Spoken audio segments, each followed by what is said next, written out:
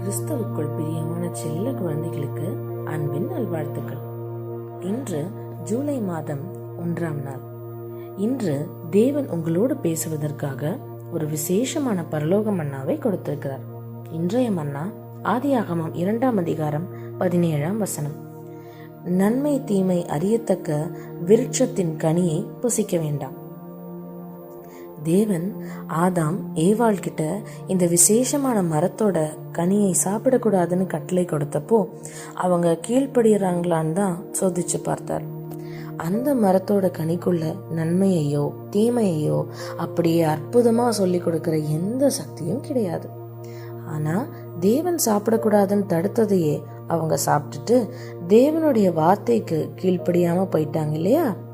அந்த கீழ்ப்படியாமை தான் தீமையையும் அதனால வர மோசமான விளைவுகளையும் அவங்களுக்கு தெரியப்படுத்துச்சு. அதாவது அவர்களோட கண்களை திறந்துச்சு. அதனால குழந்தைகளே, தேவனோட வார்த்தைக்கு கீழ்ப்படிவது எவ்வளவு முக்கியம்னு இதுல இருந்து நாம தெரிஞ்சுக்கணும். தேவன் நமக்கு சொல்ற கட்டளைகளுக்கு நாம எப்பொழுதும் முழுமையா கீழ்ப்படியணும்.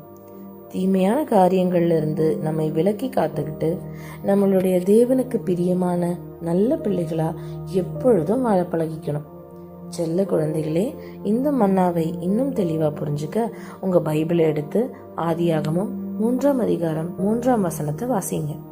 இன்னைக்கு மட்டும் இல்ல, என்னைக்குமே தேவனுடைய வார்த்தைக்கு கீழ்ப்படிந்து தீமையான காரியங்கள்ல இருந்து நம்மளை விலக்கி காத்துக்கிட்டு நம்மோட தேவனுக்கு பிரியமான நல்ல பிள்ளைங்களா வாழ்றத குறித்து மனசுக்குள்ள தியானம் பண்ணுங்க.